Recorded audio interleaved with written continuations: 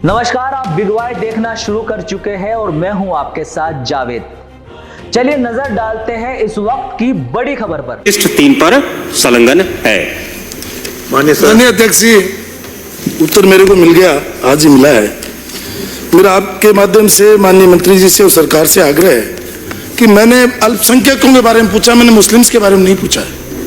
राजस्थान में 6 अधिसूचित अल्पसंख्यक समुदाय हैं, जिसमें मुस्लिम, सिख, जैन, ईसाई, बौद्ध और पारसी।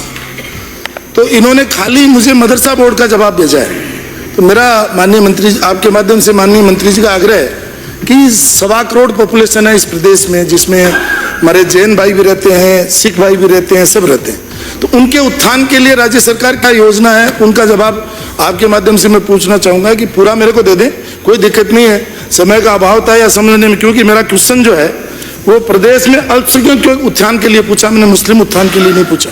और उसमें भी सिर्फ मेरे को जवाब मिला है मदरसा बोर्ड का।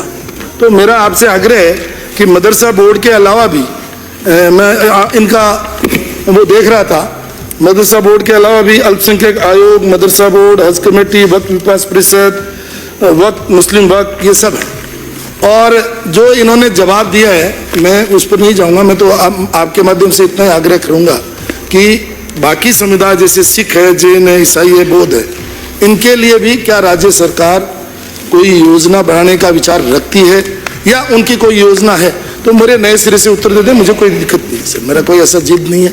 और दूसरा मेरा यह है कि मैं इनका पढ़ रहा था वक्फ बोर्ड का, तो मैं माननीय मंत्री जी को एक तो ये निवेदन करूंगा कि एक बार मेरा पुनः इन सब समुदायों को जोड़ते हुए जवाब दे दें। और दूसरा यह है कि इनका इम्प्लीमेंटेशन जो भेजा है माननीय मंत्री जी, आप कांग्रेस वाले ये हमेशा ये कहते हैं कि हम साहब जो है अल्पसंख्यकों के हितैषी, और आप ये देखिए कि इनका इम्प्लीमेंटेशन देखिए कांग्रेस सरकार का कि उन्होंने किस तरीके से आपके इसको उत्तर को ही मैंने देखा है कि उन्होंने 89 काम घोषित किए अपने कार्यकाल में, उनमें से सिर्फ 2 काम कंप्लीट किए, सिर्फ 2 काम कंप्लीट किए। तो मैं माननीय अध्यक्ष जी आपके माध्यम से ये पूछना चाहता हूँ, क्या सरकार अभी हमारे केंद्रीय सरकार ने भी बजट रखा, वर्तमान सरकार ने भी बजट रखा, और माननीय प्रधानमंत्री नरेंद्र मोदी जी कहते हैं सबका साथ, सबका विकास, सबका विश्वास और सबका प्रयास के साथ हमें काम करना चाहिए। तो ये जो पिछली सरकार 2018 से लेकर के 2023 तक चली, क्या उसके कार्यकाल में जो आपने मेरे उस कार्यकाल की रिपोर्ट भेजी है, क्या सरकार उस कार्यकाल की जांच का विचार रखती है?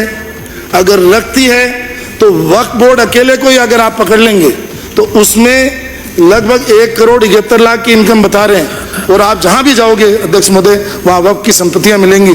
तो ये पैसा खा कौन रहा है, ये पैसा खा कौन रहा है, इसकी क्या सरकार जांच करवाएगी, ये मेरा सवाल है।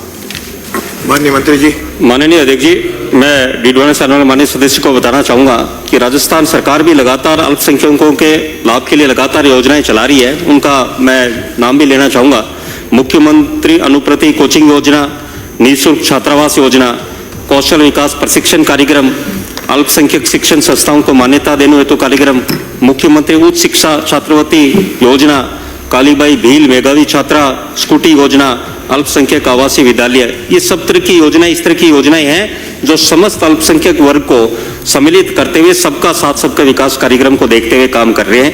और आपका दूसरा प्रश्न कि भाई जो कांग्रेस के शासन में 89 घोषणा है उसमें 2 पे ही काम हुआ, और आपका माननीय सदस्यगण का ये बात रखते हुए कि प्रधानमंत्री जी का सबका साथ सबका विकास, ये बिल्कुल सत्य है कि देश में जो भी काम हो रहे हैं, चाहे प्रधानमंत्री आवास योजना से लेकर देखें, चाहे यदि खाद्य सुरक्षा योजना लाभार्थी देखें, कोई भी ऐसी योजना नहीं है जिसमें अल्पसंख्यक वर्ग अलग रहे। उनको भी सबसे ज्यादा यदि लाभ यदि किसी योजनाओं का लिया भारत के सभी नागरिकों के साथ, उसमें अल्पसंख्यक वर्ग के समस्त जो 7 वर्ग 6 वर्ग आपने बताए उन सब ने लाभ लिया, और राजस्थान में भी उन सब ने लाभ लिया है। और मैं आपके माध्यम से जो आपने बात की कि जो पिछली सरकार के दौरान कार्यों में जो कमियां रही और आप उनकी जांच का विषय चाहते हैं तो आप मुझे बता देना, हम आपको उसकी जांच कराकर उस पर जरूर कार्रवाई करेंगे। माननीय अध्यक्ष जी, दूसरा मेरे को माननीय भजनलाल जी की सरकार पर कोई मतलब अविश्वास नहीं है, मुझे पूरा विश्वास है कि वो सबके साथ सबके विकास और सबके प्रयास के साथ काम करेगी।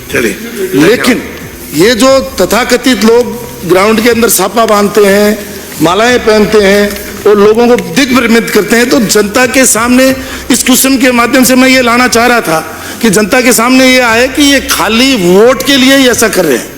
इसलिए आप मेरे क्वेश्चन का नए सिरे से दोबारा जवाब देंगे तो उसमें सारी चीजें आ जाएंगी। पुनः मेरा आपसे इतना ही आग्रह है कि क्या आप जांच करवाएंगे, क्या खाली वक्फ बोर्ड की करवा दीजिए, जिससे जनता को दूध का दूध और पानी का पानी हो जाएगा। हाँ मिले श्री, कुछ बोलना है? बोलना है तो बताओ, नहीं कुछ उत्तर देना तो बताओ।